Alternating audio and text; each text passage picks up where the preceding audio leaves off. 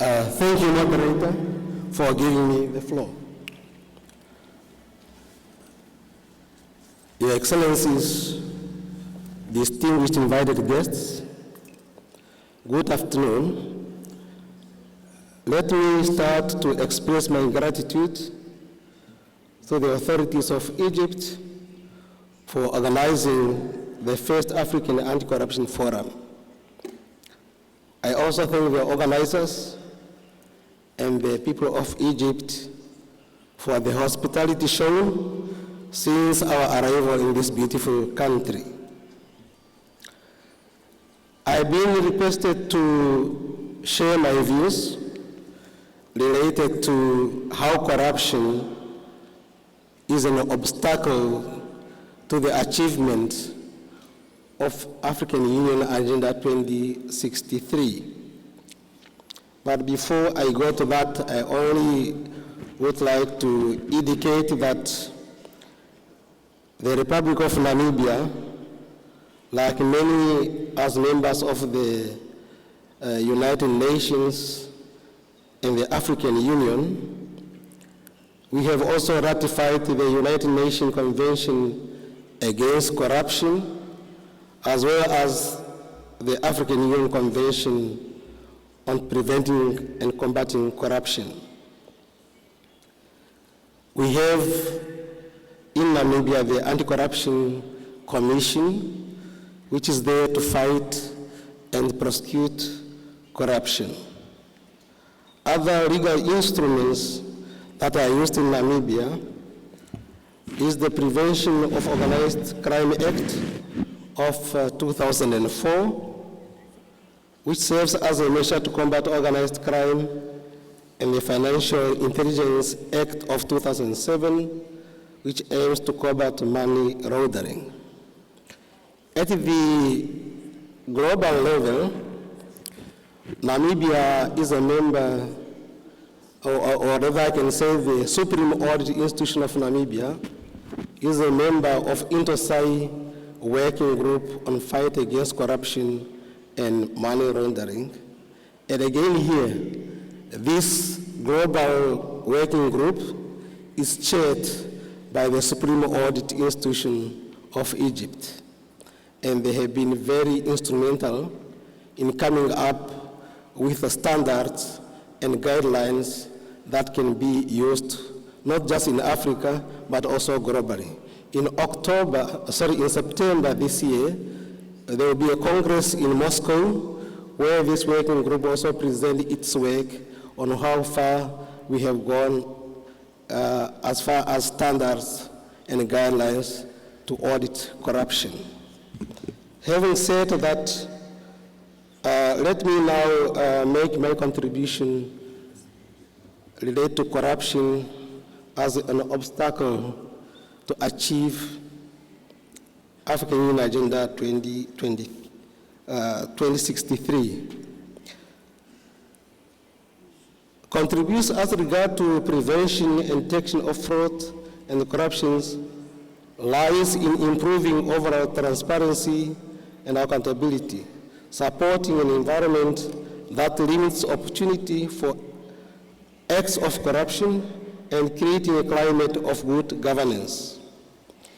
In order to curb corruption, organized crime, money laundering, and embezzlement of public resources, African Supreme Audit Institution should continue to foster or strengthen relations with existing strategic partners with the ultimate aim of eliminating such corrupt practices.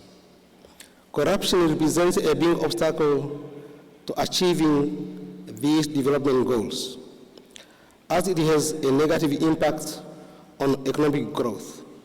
Without economic growth, Africa stands the risk of higher unemployment and poverty. Corruption leads to a lack of equitable access to services such as education, healthcare, clean water, and sanitation. Corruption leads to bad governance.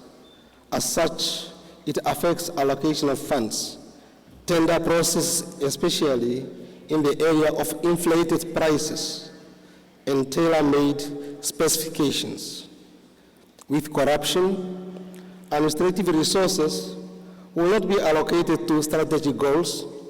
People will spend more money on consumption, on self-enrichment, rather than investing money in developing Africa or our countries. Corruption can lead to the conflict of interest and lack of independent decisions. To make the implementation of African Union 2063 Development Agenda, Africa needs strong institutions to monitor and report on the implementation processes. We need strong institutions to identify loopholes and gaps. Accountability, transparency, and ethics will attract domestic and foreign investors to help develop Africa. Lifestyle audits and declaration of assets should be encouraged in order to detect and prevent self-enrichment by those who are entrusted with public resources. Education and awareness campaigns should be encouraged so that citizens can report corrupt practices to the relevant authorities. I would like to report here that as the Auditor General of Namibia, I'm also the President of the African Organization of Supreme Audit Institutions, and many of the governing board members are here. We have two vice presidents. One is not here, but Egypt is also one of the vice presidents. And the Secretary General of AfroSci is also here. I'm mentioning them because I'm going to indicate our commitment as AfroSci to help the African Union. As AfroSci, we are committed to support, following up, and monitoring the implementation of African development goals. But then to do this, we need a memorandum of understanding between AfroSci and the African Union. We have, as Supreme Audit institutions, we have audited the United Nations, but we have little interactions with the African Union. So a memorandum of understanding between AfroSci and the African Union is very urgent. We are also would like to make a special request to the African Union to consider endorsing the United Nations General Assembly Resolution A/6209 of December 2011 regarding the independence of Supreme Audit institutions. The United Nations stressed the need for capacity building as a tool to promote development and recognize that Supreme Audit institutions can accomplish their tasks objectively and effectively only if they are independent of the audited entity and are protected against outside influence. Member states of African Union are therefore encouraged to give due consideration to the independence and the capacity building of their Supreme Audit institutions in a manner consistent with their national institutional structures and international best practices. I was given 5 minutes. I hope I'm almost finishing them. Let me conclude by saying we are lagging behind with some of the aspiration of Agenda 2063. I'm not going to repeat those 7 aspirations, but I would like to use an example of 2 that we are lagging behind. For example, on peace and security, the target for silencing the guns is 2020. Under peace and security, there is not only silence of guns, there are other things like slavery, like total independence of African states. The target is 2020.